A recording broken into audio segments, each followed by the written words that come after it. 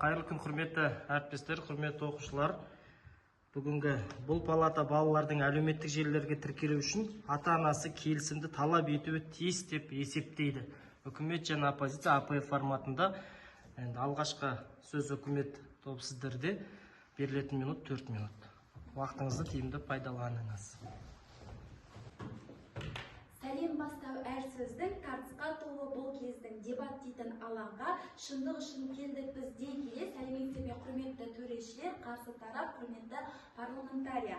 Біздің тобымыз сенім серігі. Бұл жай ғана атау емес, бұл біздің ұстанымымыздың негізі. Сенім мен сыйластықтың жеңісі. Ал енді топ құрамымен таныстыра кетсек, екінші спикер Омар Айзере және де мен, бірінші спикер Селханова Жанар Қанатқызы. Бүгінгі біздің қарастырылып отырған қарар бұл палата бардың әлеуметтік желілерге тіркелу үшін ата-анасының келісімін талап етілуі тиіс деп есептейді. Біз бұл қарармен толықтай келісеміз. Енді осы қарарға дефиниция келтіре кетсек, балалар ол Қазақстан Республикасының балалар құқықтары туралы заңнамасына сәйкес 18 жасқа толмаған тұлғалар. Әлеуметтік желілер TikTok, Instagram, Facebook, Telegram сияқты секілді онлайн платформалар және де ата-ананың келісімі. Бұл заңды өкілдер тарапынан жазбаша немесе электронды түрде берілген рұқсат тіркелуі, жеке аккаунт ашып контент тұтыну мен жариялау мүмкіндік алу. Енді бала қоғамның болашағы ғана емес, бұл отбасының жүрегі және ұлттың үміті. Көне философ Платон айтқандай, жастардың тәрбиесі ол мемлекеттің амандығы. Бүгінгі күнде бала тәрбиесі тек үйде ғана емес, сонымен қатар цифрлық кеңістікте де жүргізілуі керек. Сондықтан біз ата-ананың келісімі баланың виртуалды өмірінде есік ашатын даналық кілті болуы деп есептейміз. Енді осыған байланысты мен 3 аргументті келтіре кетсем. Бірінші аргумент қауіпсіздік қалқаны, яғни ата-аналық сүзгі. Әлеуметтік желілер арқылы ақпарат көзі ғана емес, сонымен қатар бұл қауіпті аймақ. Өздеріңіз білесіздер, әлеуметтік желі арқылы балалар кейбір буллингке, фейк жаңалыққа, манипуляцияға жиі ұшырап отырады. Ойындар, қазіргі таңда көп ойнайды, Майнкрафт басқа да, солардың өзде қатыгездікке тәрбиелеп жатыр. Сондықтан бұл жерде ата-ананың келісімі міндетті түрде керек. Және екінші аргумент келтіре кетсем, саналы тіркелу тәрбие бастамасы. Әлеуметтік желіге тіркелу бала үшін жаңа әлеуметтік рөл. Егер бұл тіркеу отбасынан ақылдасып жасалса, бала ойлануға жауапкершілік алады. Бала әлеуметтік желіге тіркелген кезде оларға мынадай сұрақ туылады екен. Жаңағы мен не жариялаймын, бұл жерде келтіре болсақ, мынандай сөз бар ғой, балаңды 5 жасқа дейін еркелет, 15 жасқа дейін тәрбиеле, 15-тен досыңдай сырлас дейді, шығыстан алған. Яғни ата-ананың рұқсаты сол достықтың басы. Енді жеке үшінші аргументке тоқтала кететін болсам, жеке деректер бұл заңмен қорғалатын құндылық. 30 секунд беруіңізді сұраймын. Яғни әлеуметтік желіге тіркелу бұл тек қана аккаунт ашу емес, бұл жеке деректер әлемге ашу. Бала туралы ашу әкеле біз тыйым емес тәрбие туралы айтып отырмыз. Осының барлығы деректер ЮНИСЕФ Қазақстан 2024 Digital Save for Children сайтынан алған. Дербес деректер туралы заңы 2013 және баланың құқықтары туралы заңды жаңағы деректеріне алынған болатын. Рахмет. Жақсы, оппозицияның бірінші спикері сөз сізде. Сізге берілетін уақыт 5 минут. Уақытты тиімді пайдаланыңыз. Алты алаштың басын қосқан қазаққа айғынадай қыздарыңыз берді сәлем. Қарсылас көп орын біреу жақта, атымды қорғап келдім тектерден дегеле қайырлы күн. Адалдықты сүйетін, шындық үшін келдің төреші. Алдынан ардақты, күмістен салмақты парламентария, әрі сүйікті қарсылас топ. Біз оппозиция тарапы ақиқат тобы, екінші спикері пікірсайыс жетекшісі Ораз Баян, бірінші спикерімен Көптелеу Айдана. Бірінші қарарды еске түсіре кетсек, бүгінгі қарар балалардың әлеуметтік желілерге тіркелу үшін ата-ананың келісімі талап етілуі тиіс деп есептейді. Біз оппозиция тарапы бұл қарарға қарсымыз. Ендігі уақытта сөзімді қарсылықтан бастайын. Ең бірінші ортаға шыққан Жанар апай бізге дефиниция ұсындыңыз. Дефиницияңызбен келісем, бірақ өзімнің қосарым бар, онда алдағы уақытта сіздерге қосып кететін боламын. Және де бізге аргумент ұсындыңыздар. Бірінші әлеуметтік желі қауіпті деп айта кеттіңіз, бірақ қаншалықты қауіпті ол айта кеткен жоқсыз және аргумент сеніңіз нақты болған жоқ. Майнкрафт ойыны арқылы айтып кеттіңіз, бірақ Майнкрафт ойынына нақты келетін болсақ, ол жерде бала ойын арқылы үй салады, өмір сүреді. Келесі аргументтеріңізде мынандай сөз қозғадыңыз. Ата-ананың рұқсаты балаларды тез контенттен қорғайды дегенге келтірдіңіз. Бірақ тез контенттен қорғау фильтрлермен, біліммен, цифрлық сауаттылықпен жүзеге асады. Рұқсат қағазымен емес та.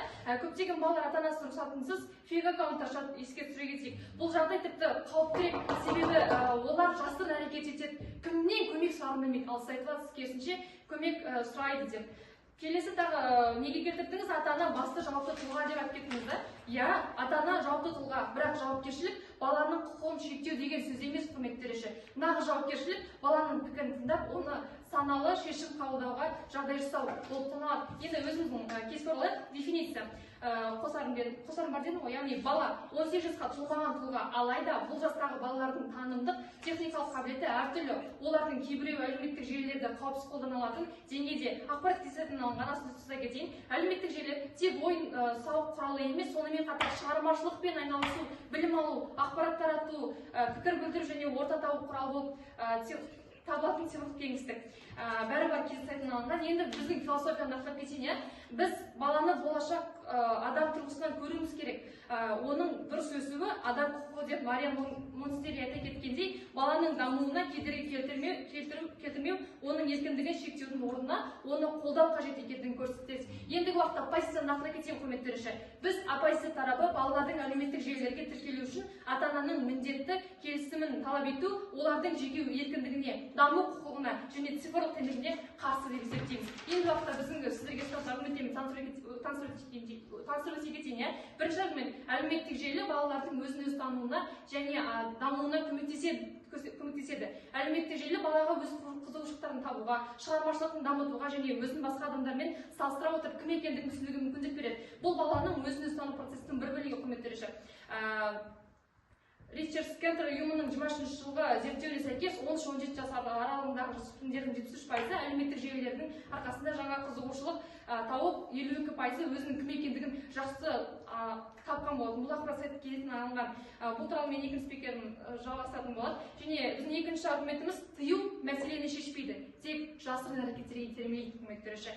Жасөспірімдерге тыйым салу олардың қызығушылықтарын арттырады, ал бұл оларды жасырын әрі бақылаусыз онлайн әрекеттерге итермелейді. Мұндай жағдайда балалар жалған ақпаратқа, кибербуллингке немесе алаяқтарға тап болуы мүмкін. Себебі оларда цифрлық сауатсыздықтың жоқтығынан пайда болатын мәселе. 2023 жылы ЮНЕСКО мәліметі бойынша дамушы елдердегі 12-17 жасөспірімдердің 59% интернеттегі қауіптерді танымайды және олармен қалай күресу керектігін білмейді, құрметті төреші. Ал 7%-дан астамы әлеуметтік желіде жалған ақпараттармен кемінде бір рет болсын, екі рет болсын ұшырасқан болып табылады. Мысалы, жасөспірімдерге ата-анасы әлеуметтік желіге кіруге тыйым салады, бірақ ол бәрібір желіге кіреді. Бірақ ешкім оны қадағаламайды, құрметті төреші. Ол фейк парақшаларға алданып, жеке ақпараттар жариялап қояды, немесе онлайн буллингке тап болады. Бұл қайдан туындайды? Оқушыларда, жасөспірімдерде цифрлық сауатсыздық аз болғандықтан туындайды. Ендігі уақытта цифрлық сауаттылық не үшін керек? Не? Оқушы әлеуметтік желіні дұрыс пайдалану және деректерді қорғау, жалған ақпараттарды ажырату сияқты нәрселерді үйрену керек. Егер бала цифрлық сауатты болса, онда ол өзін-өзі қорғай алады. Ата-анасыз ақ, құрметті төреші. Сондықтан біз цифрлық сауаттылықты көруіміз керек. Ендігі уақытта бізде үшінші аргумент бала құқықтары мен цифрлық теңсіздік. Бала да адам, ол да ақпарат алуға, пікір айтуға және цифрлық кеңістіктегі өмір сүруге құқылы. Енді қарайықшы, қазір ауылда тұратын балалар бар ғой, олар әлеуметтік желіге өзі интернет дұрыс алмағандықтан әрең кіріп отыр да. Енді уақытта ата-ананың рұқсатын қоятын болса, ол тіптен болсын интернетке кіруге қиналып қалады. Қалған мен екінші спикерім айтып беретін болады. 30 секунд алаңға қоссаңыз, мен ойымды қорытындылап кетейін. Қорытынды. Біз балалардың әлеуметтік желілерге тіркелу үшін ата-анасының келісімін міндет ету, олардың жеке еркіндігіне, даму құқығына және ақпаратқа еркін қол жеткізуіне кедергі деп есептейміз. Бұл шектеу балаларды тек әлеуметтік желіден ғана емес, шығармашылық, білім, цифрлық дағдылар сынды 21 ғасырдың талабына сай маңызды ақпараттардан жай артта қалдыратын мүмкіндіктерден айырады деп айтамыз. Басты мәселе тыйым емес, сауатсыздық. Балаларға қауіпсіз цифрлық орта қажет. Бірақ оны ата-аналық бақылаумен емес, цифрлық сауаттылықты арттыру арқылы жүзеге асыру тиімдірек. Балалар ешкімнің меншігі емес, олар ата-ананың да қоғамның да меншігі емес. Олар өздерінің болашақ еркіндігін тиесілі деп Жан-Жак Руссо айтып кеткендей, балалардың жеке тұлға ретінде қарастыруы керек екендігін, олардың еркіндігі мен құқықтарын шектеуге болмайтындығын біз айтамыз. Мен сөзімді аяқтадым. Жақсы, көп рахмет. Келесі үкіметтің екінші спикері, сөз сізде, берілетін уақыт 5 минут сізге. Армысыздар, құрметті әділеттің ақ туын көтерген төрешілер және өткір ойлы қарсыластар. Мен өз сөзімді бастамас бұрын қарсыластың уәжіне өтетін болсам, қарсыластың уәжіне дейді, әлеуметтік желі баланың өз-өзіне тануға кері әсер беруі мүмкін. Яғни сіздердің айта кеткендеріңізше, әлеуметтік желі баланың шығармашылыққа және тағы да басқандай өзінің қызығушылықтарына танып, өз-өзіне де тануға және өз-өзіне көп білуге әсер етеді деп жатырсыздар. Алайда әлеуметтік желі баланың өз-өзіне тануға да кері әсерін әкелуі мүмкін. Мысалы, өзіміз құрамында біз әлеуметтік желілер ғана емес, өзіміздің қоршаған ортамыз немесе өзіміздің достарымыз арқылы және тағы да мектеп бағдарламасы арқылы өзімізді тани аламыз. Ал сіздердің айтуларыңыз бойынша, бірінші спикердің айтуы бойынша, яғни әлеуметтік желілер баланың өз-өзіне тануға әсер етеді. Әрине бұның оң жақтары бар, алайда ата-ананың рұқсатын сұрау және де ата-ананың рұқсатымен әлеуметтік желілерге тіркелу бұл өз-өзін тануға ешқандай кедергі жасамайды. Ол қызығушылыққа тек пайдалы ғана бола бермейді. Яғни айта кеткендеріңіздей, олардың қызығушылықтарына или өзін таниды, бұл барлығы тек әлеуметтік желілерден ғана емес, қоршаған ортадан да табуға болады. Және тағы да айтарлықтай кибербуллингтің алдын алу мақсатында да біз өз аргументтерімізді ұсынатын боламыз. Ал егер біздің бірінші аргументіміз, яғни менің бірінші спикерім айта кеткендей, бірінші аргумент ол қауіпсіздік шынайы қауіптен қорғайтын қалқан. Яғни мен оны түсіндіре кететін болсам, заң арқылы баланың қабылданбайды. Бірінші аргументіміз болса, заң арқылы баланың дерек қауіпсіздігі мен құқығын қорғау болады. Мемлекет заң шығару орган ретінде интернетті қауіп, зиянды контент, кибербуллинг, манипуляция сынды қатерлерден қорғаудан қамтамасыз етеді. Қазақстан 2018 жылы қабырғадан қабылдаған балалар олардың қабылданбайды. Балалардың олардың денсаулығы және дамуы зиян келтіретін ақпараттарды қорғау туралы заң балалардың жас ерекшелігіне сәйкес агрессия немесе жыныстық сипаттағы материалды қамтитын контенттер таратуға тыйым салады. Қабылданады. Жаңағы бірінші спикеріміз айтты ғой, әлеуметтік желілерге тіркелгеннен кейін бала жалғыз қалады деген сөзіне келісесіз бе? Қайтадан? Бірінші спикеріміз айтты, бала әлеуметтік желілерге ата-ананың рұқсатымен тіркелгеннен кейін жалғыз қалады деген сөз шыққан. Соған келісесіз бе? Келісемін. Тамаша. Қазақстан Республикасының заңынан әділет.заң.kz-ден алынған мәлімет болады. 2022 жылы күшіне енген заң бойынша интернетті кибербуллингке қатысты мазмұны жою талабы қойылып, платформалар бұл материалды 24 сағат ішінде өшіру керек деген заң қабылдады. Яғни бұл заң зиянды және тағы да зиянды контент, кибербуллинг, манипуляция сияқты заңдарды біз 24 сағаттың ішінде өшіруге заң қабылданды. Ал енді тағы да бір айта кететін, балалардың интернетті пайдалану статистикасын айта кететін болсам, бірінші аргументіміз бойынша балалардың 5%-і желіге алғаш рет 4 жасына келеді, қабылданады. Әлеуметтік желіге тіркелгеннен кейін баланы ары қарай бақылауға ата-ана мүмкіншілігі бар ма? Бар. Жақсы. 9-10 жас аралығында балалардың 60%, 10 мен 12 жас аралығында балалардың 66 әлеуметтік желілер мен ойын платформаларына өз аккаунттарына ие. Яғни ол өз аккаунттарымен не істейді? Қалай кіреді? Бұны барлығын бақылап отыратын үкімет емес, ата-анасы болған дұрыс деп ойлаймын. Және тағы екінші аргументке кететін болсақ, үкімет тәрбие тіркеуден басталады. Фактілер, екінші аргумент, үкімет ата-аналарға қолдау көрсету арқылы цифрлық сауаттылық арттырып, бақылау құралы мен құқықты күшейтеді. Яғни Жан-Жак Руссоның ойынша балалар таза пара, оларды дұрыс тәрбиелеу арқылы ғана қоғамның жақсартуға болады. Сол сияқты бүгінгі таңда қазіргі жастардың және қазіргі балалардың үкіметті және де қандай даму барысында цифрлық сауаттылық дегенде айта кеткенде, сол сияқты бүгінгі күні үкімет цифрлық сауаттылықты арттыру бағдарламасын енгізіп, ата-аналар мен балаларға интернеттік қауіпсіздердің ақпаратты дұрыс пайдалану дағдыларын үйретуді. 2024 жылы жарияланған мәлімет бойынша Қазақстанда 16-74 жас аралығында халықтың 92,8 цифрлық құрылған және IT дағдыларына меңгерген болатын. Дереккөз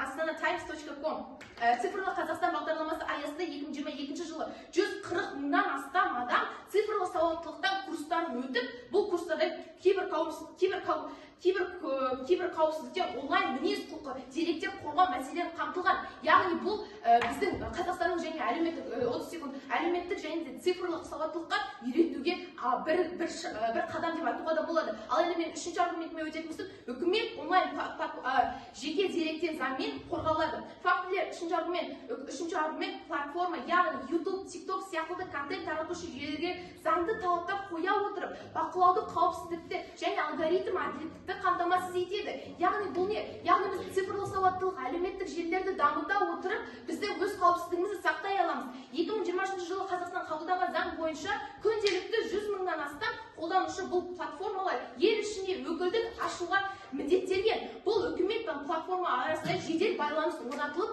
яғни тағы да дамуға, балалардың қауіпсіздігіне шұғыл қорғауға мүмкіндік береді. Дереккөз log.com.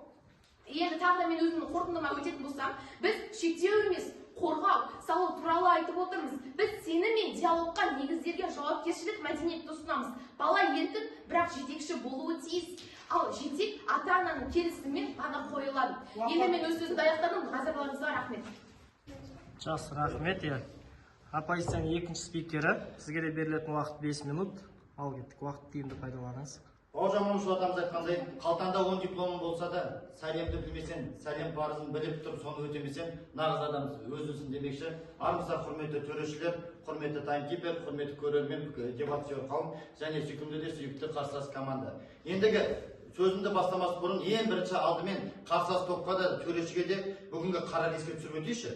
Балалардың әлеуметтік желілерге тіркелу үшін ата-ананың келісімі талап етілуі тиіс деп есептейді. Жақсы. Жаңа үкіметтің бірінші спикері Жанар ханым шықты да өзінің ойларын білдірді және оған өз қарсылығын білдіретін боламын. Алайда біздің позиция, біз бұнымен мүлдем келіспейміз. Және келіспей отыра біз өзіміздің шешімімізді айта өткен болатынбыз және аргументке соны дәлел ретінде бірінші спикер көрсеткен болатын. Енді қараңыздар, ең бірінші жалпы пікір сайысының ойын алаңын ашып берген бізде үкімет фракциясының бірінші спикері Жанар ханым болды ғой, яғни ойынның алдыда қалай өтуі сол кісіге байланысты болды. Мен бұл жерден ең бірінші жалпы философиясының өзінен қателік тауып алдым. Қандай қателік? Қараңыздаршы, не дейді Жанар ханым? Қазір ол бірінші спикерді тыңдай отырып, менімен келісетініне анық сенімдемін. Жақсы, ондай тыңдаңыздар. Бала тәрбиесі мемлекеттік міндеттемесі деді.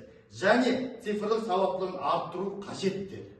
Құрметті төрешілер, мен бұл жерде қандай философия айтар едім? Мен бұл жерде айтар едім. Ең бірінші орында бала ата-ана үшін маңызды.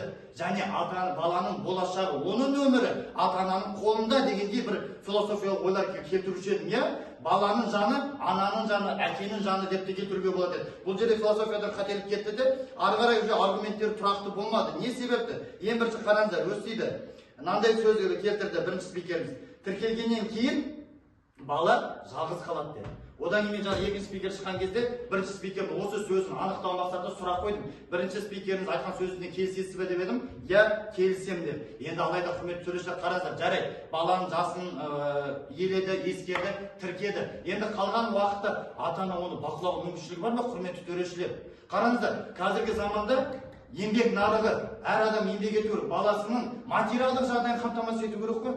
Ал ол баланы тіркегеннен кейін, ол бала әлеуметтік желілерде қалай отырады, кіммен сөйлеседі, оның мүмкіншілігі жоқ. Қазір қарасаңыздар, ұрпағымыз дамыған ұрпақтың ушығы десек те болады ғой. Енді олар бізден де қарағанда, жаңа қазіргі балалар қу деп айтпай қойып, құрметті төреш, осы сөзіме кешірім сұраймын. Ақылды десек те болады. Олар ата-анасы жұмыстан келгенше өзінің жаңағы сөйлескенін, өзінің кірген сайттарын бәрін өшіріп тастай алады. Ал оны мемлекет тарапынан бақылайтын негізгі заңнамалық нормадағы жаңағы бақылау орталықтары мүлдем жоқ төрешілер. Оған мен дәлел келтіріп кетемін. Енді қараңыздаршы, балалардың әлеуметтік желіде тіркелу ата-анасы келісімі талап етіледі деді. Енді қараңыздаршы, бұл не үшін талап етіледі? Ең бірінші құрметті төрешілер, мынаға мән беріңіздер. Мен үкімет айту керек нәрсенің өзім айтып кетейінші. Баланың құқығы туралы Қазақстан Республикасы заңында дербес деректер және олардың қорғау туралы заңына сәйкес кәмелетке толмаған балалар жеке деректер жинау, сақтау, пайдалану ата-анасының келісімімен жүзеге асырылады деп жазылған. Сіздер осыны айтып кетулеріңіз қажет еді. Екінші, бұл әсіресе 14 жасқа дейінгі балаларға қатысты маңызды.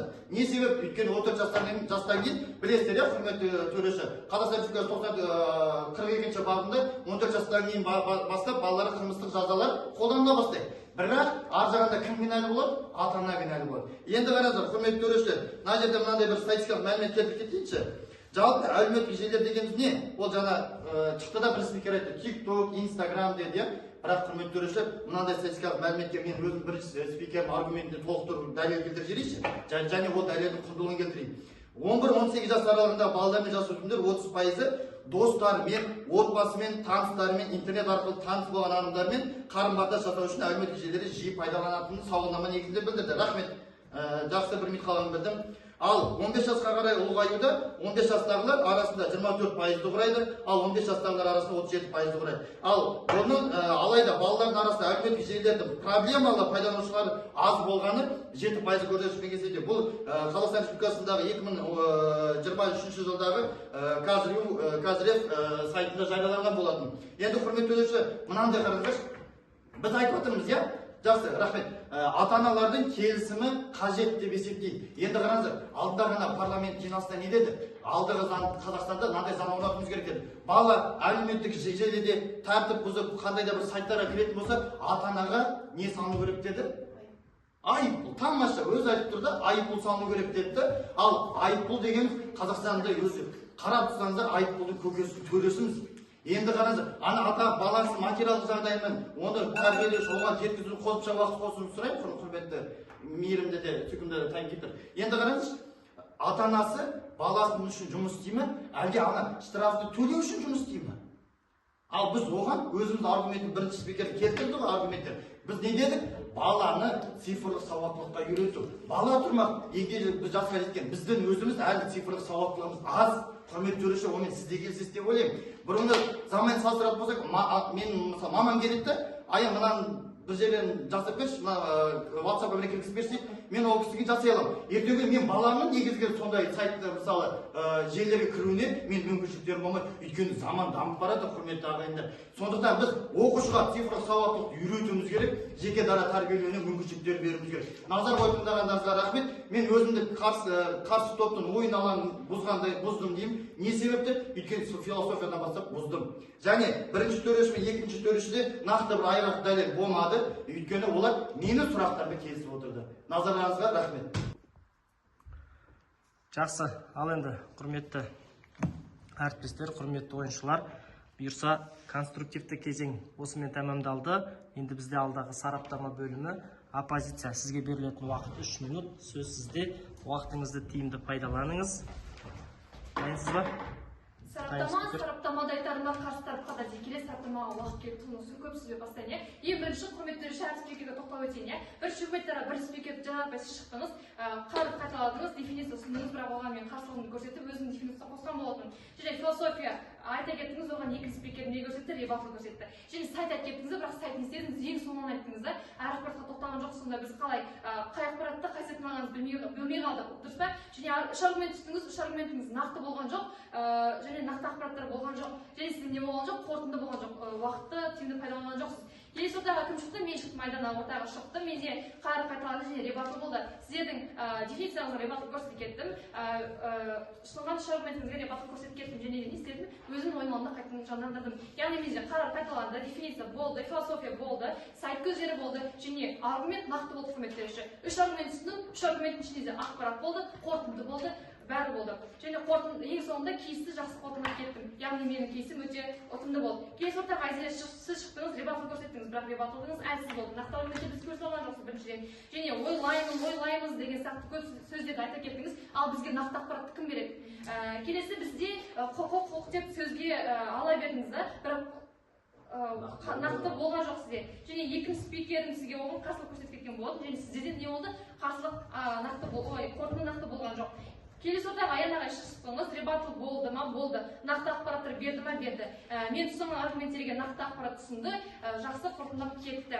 Келесі ортаға келейік, және ойын барысында үкімет тарапы біздің қараға өтіп кетті. Оны не істеді? Мен ағай нақтылап кеткен болатын. Бірінші ол кісілер қайдан кетті? Біздің философиядан ұсынған болатын. Ұстанған болатын. Біздің философия мен біздің аргументтерде не болды? Қақтық түсініктес болды, құрметті төреші. Бұл кісілер не дейді? Бізге айтады да, цифрлық сауаттылықты кеңейту керек дейді. Біз айттық қой, ата-ананың рұқсатынсыз цифрлық сауаттылықты кеңейтуіміз керек деді. Демек не болды? Бұл кісі тағы да біздің тарапқа өтіп кеткен болатын, құрметті төреші.